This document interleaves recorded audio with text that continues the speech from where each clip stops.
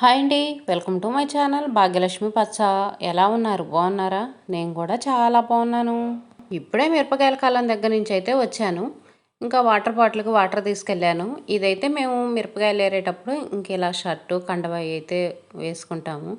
అసలే ఎండలు ఎక్కువగా వస్తున్నాయి. మిరపకాయలు అంటే కొంచెం ఒళ్ళు అనేది మంటగా ఉంటుంది కదా, అందుకని అయితే ఆ బట్టలు వేసుకుంటాము. ఇంకా అవి అయితే పక్కన పెట్టాను. మళ్ళీ రేపు వెళ్ళేటప్పుడు తీసుకెళ్ళాలి. ఇంకా కాళ్ళు చేతులు మొహం శుభ్రంగా కడుక్కుంటున్నాను.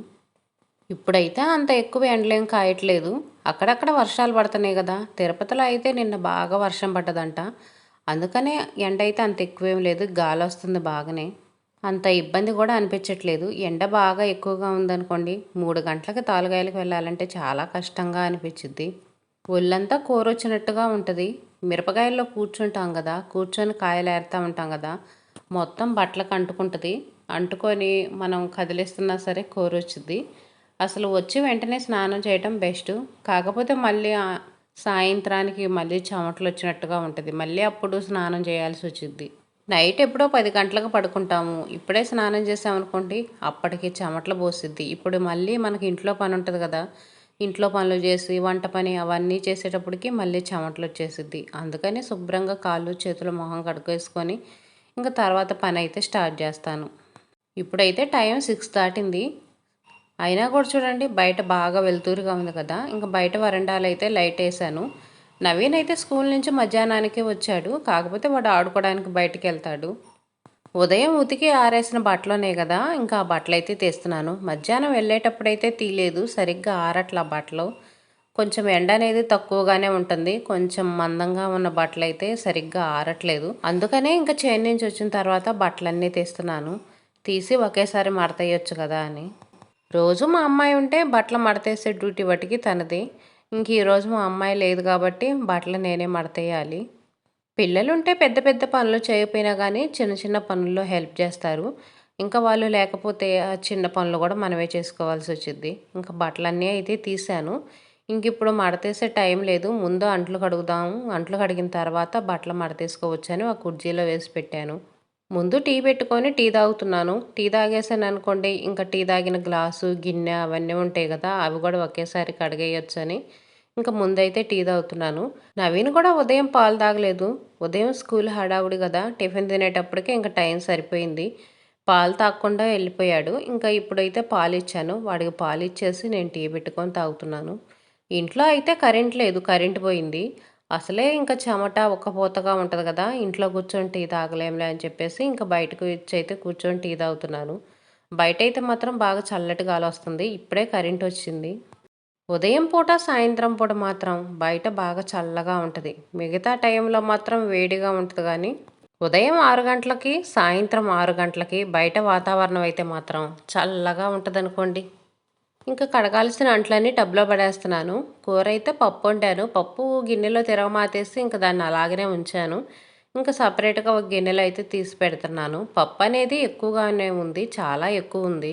పప్పు ఎక్కువ మిగిలితే ఫ్రిడ్జ్లో పెట్టేస్తాను, తర్వాత రోజు తింటాము. కూర కానీ ఏమన్నా మిగిలినా సరే నేను వేస్ట్గా పడేయను, ఫ్రిడ్జ్లో పెడతాను. ఫ్రిడ్జ్లో పెట్టి తర్వాత రోజు తింటాము. ఒక రోజు అయితే తింటాము ఫ్రిడ్జ్లో అయ్యి, మరీ ఎక్కువ రోజులైతే మాత్రం తినం. కానీ ఒక రోజు అయితే మాత్రం పడేయకుండా ఫ్రిడ్జ్లో పెట్టి తింటాం. అంట్లన్నీ కడిగేసి బియ్యం కడిగి పెట్టేసి ఇంకా సాయంత్రం పూట పాలు పోపించుకుంటాం కదా, ఇంకా పాలు కూడా నవీన్ పోపించుకొచ్చాడు. అవన్నీ పక్కన పెట్టేసి ఇంక ఇదిగోండి ఇప్పుడైతే బట్టలు మడతేస్తున్నాను.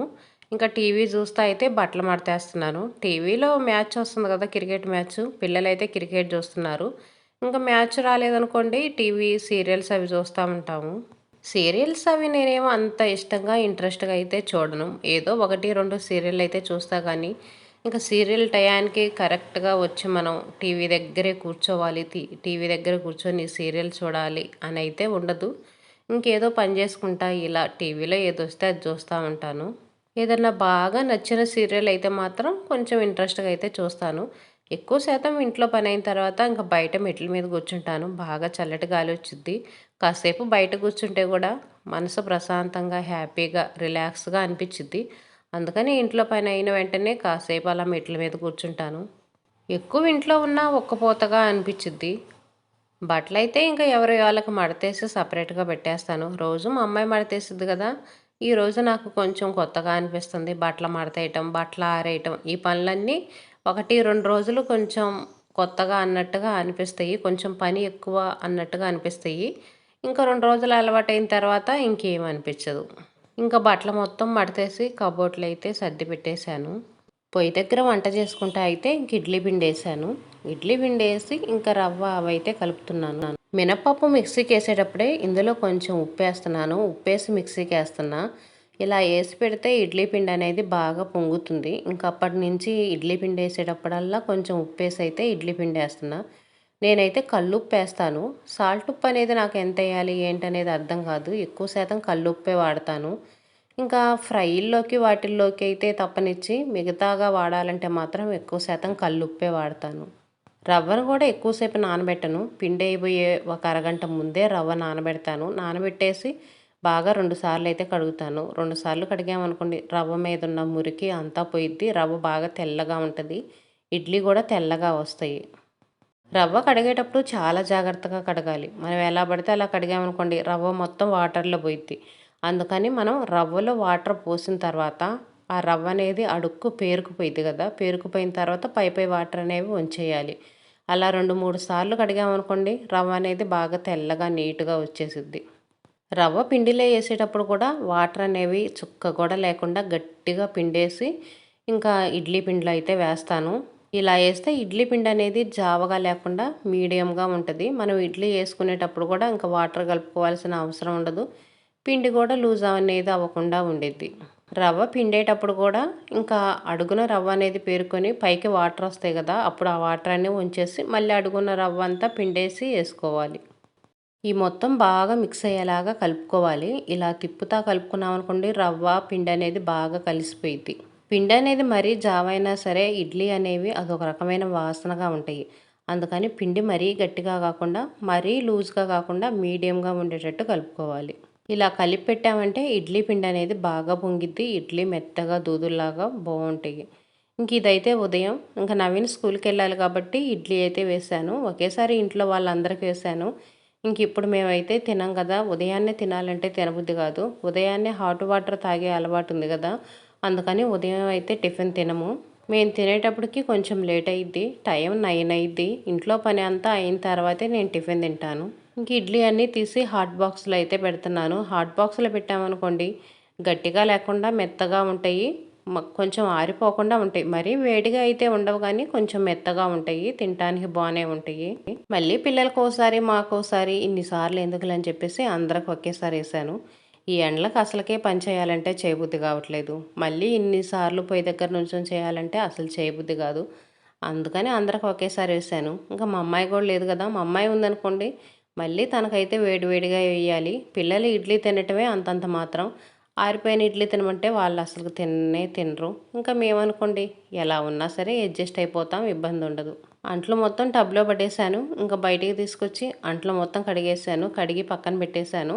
ఇంక ఇప్పుడైతే బట్టలు ఉతుకుతున్నాను. అంట్లు కడిగి బట్టలు ఉతికాననుకోండి ఒక పెద్ద పని అయిపోయినట్టే ఉంటుంది. తర్వాత పనులనేవి నిదానంగా రిలాక్స్‌గా చేసుకోవచ్చు. ఈ కష్టమైన పనులంటే ఈ రెండే. బట్టలన్నీ సర్పేసి అయితే నానబెట్టాను. సర్పేసి నానబెట్టి తర్వాత ఇంకా బట్టలు ఉతికేటప్పుడు లైట్‌గా సబ్బు అయితే పెడతాను. సబ్బు పెట్టి బ్రష్ కొట్టి అయితే ఉతుకుతాను. ఇదైతే నా చీర. చీరకైతే సబ్బు పెట్టేసి బ్రష్ కొట్టి ఉతుకుతున్నా. మిరగాయలకి వెళ్తున్నా కదా! కొంచెం కూర అనేది ఎక్కువగా ఉంటుంది. ఇంకా అందుకని చెప్పేసి బాగా బ్రష్ కొట్టి అయితే ఉతికాను. మన చీరలకి ఎక్కువ మురికుండేది ఫాల్ దగ్గర ఉంటుంది. ఫాల్ దగ్గర ఎక్కువ మురికుంటుంది. ఫాల్ అనేది మాత్రం తప్పనిసరిగా బ్రష్ కొట్టి నీట్‌గా ఉతకాల్సిందే. లేదనుకోండి ఫాల్ అనేది ముడతలు ముడతలుగా వచ్చిద్ది. అది ఎంత కొత్త చీర అయినా సరే ముడతలుగా ఉంటది. అందుకని ఫాల్ అనేది మాత్రం చాలా నీట్‌గా ఉతుక్కోవాలి. ఏ బట్టలైనా సరే లైట్‌గా సబ్బు పెట్టటం, బ్రష్ కొట్టటం, కొంచెం మందంగా ఉన్న బట్టలనుకోండి ఇంక ఇలా బండకేసి బాధైతే ఉతుకుతాను. పొలం వెళ్తుంటాం కదా! బట్టలకి మురికనేది ఎక్కువగానే ఉంటది. పిల్లలు స్కూల్‌కెళ్తారు. స్కూల్‌కెళ్ళి వచ్చిన తర్వాత మళ్ళీ ఆటలకు పోతారు. వాళ్ళ బట్టలకు కూడా మురికి ఎక్కువగానే ఉంటది. అందుకనే సబ్బు పెట్టి, బ్రష్ కొట్టి బాగా ఉతికేస్తాను. బట్టలు ఉతకటానికి, జాడించడానికి కూడా ఒక టెక్నిక్ ఉంటది. మన బట్టలకి మురికనేది ఎక్కువ ఎక్కడుంటదని తెలుసుకుంటే మనకు బట్టలు ఉతకటం అనేది చాలా ఈజీగా ఉంటది.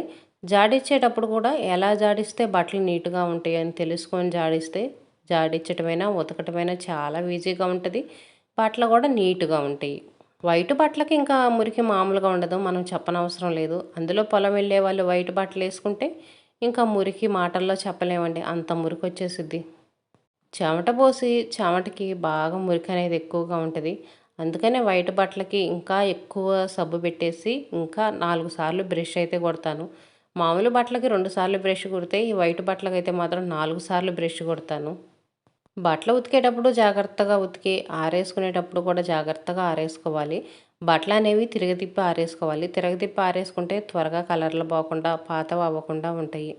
చినిగిపోయేంత వరకు కొత్త వాటిలాగా నీట్‌గా ఉంటాయి. బట్టలు కూడా ఎక్కువ రోజులు మన్నిక వస్తాయి. త్వరగా పాడవకుండా ఉంటాయి. ఎక్కువ డబ్బులు ఖర్చు పెట్టి ఇంకెప్పుడు కొత్త బట్టలు కొనుక్కోవాల్సిన అవసరం ఉండదు. మనం సరిగ్గా మెయింటైన్ చేయలేదనుకోండి బట్టలు త్వరగా పాడైపోతాయి. త్వరగా చినిగిపోతాయి. మళ్ళీ వెంటనే డబ్బులు వేస్ట్ చేసుకొని బట్టలు కొనుక్కోవాల్సి వచ్చిద్ది. అందుకనే బట్టలనే కాదు ప్రతి ఒక్క వస్తువుని జాగ్రత్తగా ఉంచుకున్నామనుకోండి ఎక్కువ రోజులు మన్నికొస్తాయి. మనకు డబ్బులు కూడా వేస్ట్ అవ్వకుండా ఉంటాయి. చీరకి ఫాల్ కల్లి మురికి ఎక్కువగా ఉంటుందని చెప్పాను కదా! ఇదిగోండి ఫాల్ కల్లి అయితే ప్రత్యేకంగా ఇలా ఓపెన్ చేసేసి ఫాల్ మొత్తం ఇంకా బ్రష్ కొడుతున్నాను.